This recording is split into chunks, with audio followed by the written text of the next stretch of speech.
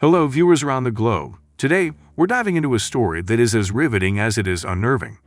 This is a tale of survival, resilience, and tragedy that spans continents and decades. It's the story of the 18th Street Gang, also known as Barrio 18, one of the most notorious and widespread street gangs in the Americas.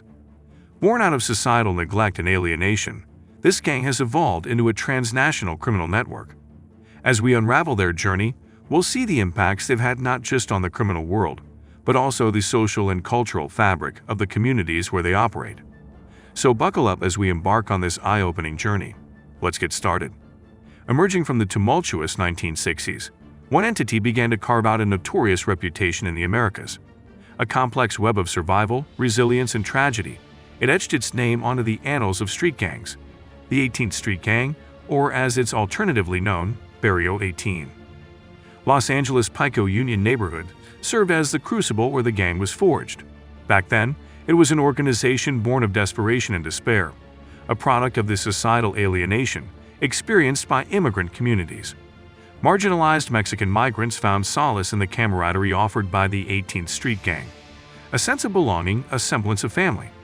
These were the comforts proffered by the gang amidst the cold detachment of mainstream society.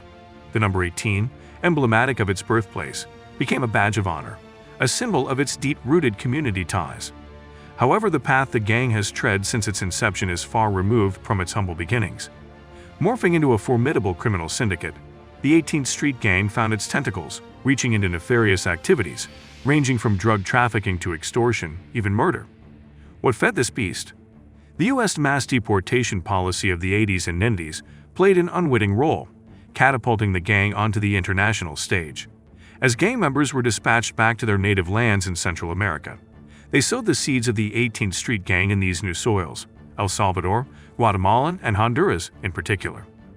The gang's modus operandi doesn't fit the traditional hierarchies of organized crime.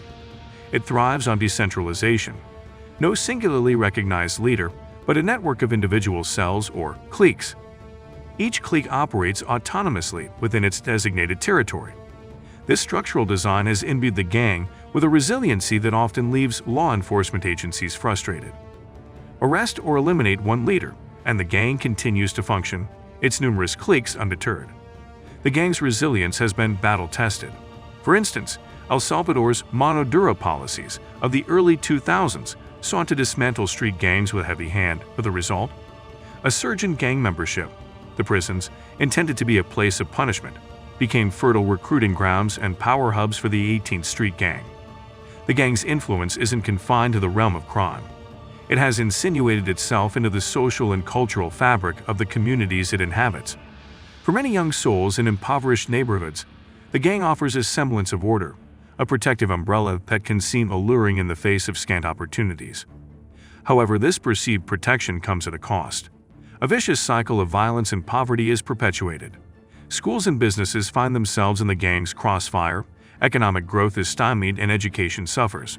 Worse yet, the 18th Street Gang's bloody feud with rival MS-13 has escalated homicide rates, fostering a climate of fear and insecurity. The 18th Street Gang's narrative is far from straightforward. It is a social phenomenon, as much a product of systemic marginalization and poverty as it is a criminal entity. Combating this issue necessitates more than just law enforcement. It calls for a concerted effort to address the deep-rooted social and economic disparities that birth such groups. As the 18th Street Gang continues its evolution, the strategies employed to alleviate its societal impact must also keep pace. And then you have it, folks. The complex tapestry of the 18th Street Gang's story. It's more than just a criminal syndicate. It's a social phenomenon born out of systemic marginalization and poverty. As we've seen, addressing this issue calls for far more than law enforcement. It demands a holistic approach, one that tackles the deep-rooted social and economic disparities that breed such groups. As the 18th Street Gang continues to evolve, so too must our strategies to mitigate its impacts. Thank you for joining us on this journey. If you found this video insightful, please remember to like, share, and subscribe. Until next time, stay safe and informed.